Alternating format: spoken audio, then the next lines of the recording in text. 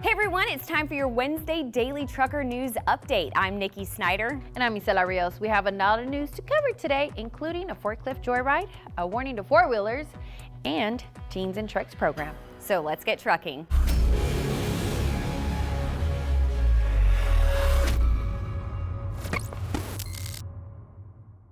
A woman in San Diego was arrested for going on a joyride on a stolen forklift. The woman was spotted on camera driving the stolen equipment on Sports Arena Boulevard. The 39-year-old woman was pursued by police, but that didn't last long when she turned into a parking lot and the forklift stalled. She was arrested and now has been charged with possession of a stolen vehicle and misappropriation of stolen property. Nikki, I wonder if she was a renegade lumper. Well, on a more serious note, a female truck driver, Daisy Delaney, based out of Montana, took to social media to raise awareness about why motorists should respect the space of drivers that are hauling coils. According to Delaney, hauling coils is considered one of the most lethally dangerous loads. She advises folks that you normally don't realize that they are hauling coil because companies want them to be covered up with tarps and are held down by chains. Delaney advises four-wheelers to drive defensively and allow plenty of space around tarped loads because emergency braking can cause chains to snap and cause the load to shift and crash into the cab.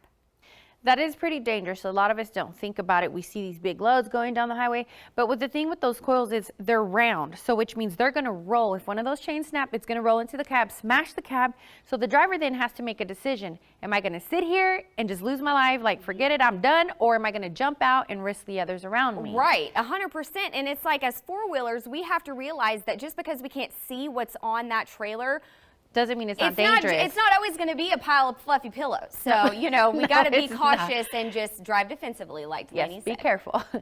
Two men have been arrested in Boaz, Alabama for robbing a truck driver for thousands of dollars in cigarettes. The driver was making his delivery at the Murphy USA gas station around 9 a.m. when he was approached by two men who demanded he hand over cases of cigarettes.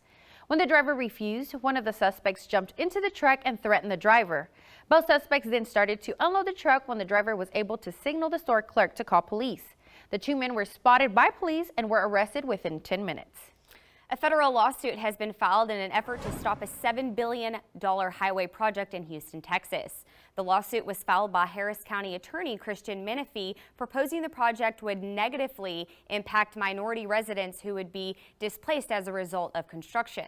According to the proposed 10-year construction project, it would improve 24 miles along Interstate 45 and several other roadways, providing safer and more efficient travel for the area. Organizations such as Stop Texas DOT 45 have made it their mission to protect the construction and find an alternative to the current project. The Federal Highway Administration has asked the Texas DOT to put the project on hold so that civil rights and environmental concerns can be reviewed. It's a pretty cool thing when you have someone else that is like thinking about the residents around the area. 100%. I'm pretty sure it has its pros and cons, but we'll just have to see what happens. Yes, but I love that this organization is really trying to look out for the residents, because it's a sticky wicket whenever there's a bunch of communities that are going to be involved, and I'm just glad that there's people out there looking out for those folks. Yes, there is.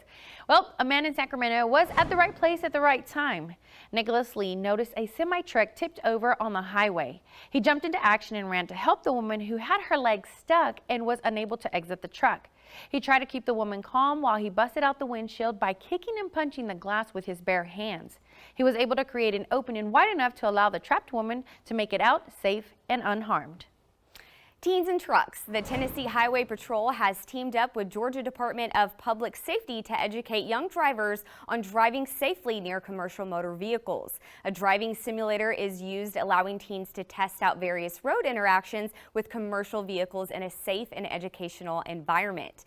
Teens get a realistic driving experience thanks to multiple video monitors, a steering wheel, pedals, and adjustable seats. For many young drivers, the hands-on simulator experience is a wake-up call about the dangers they could face on the road if they're not paying attention.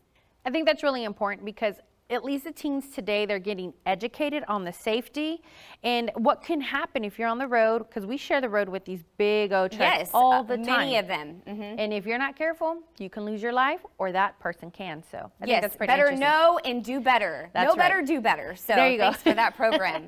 Well, that does it for today's update. And make sure to tune in tomorrow for more of the trucking news you need.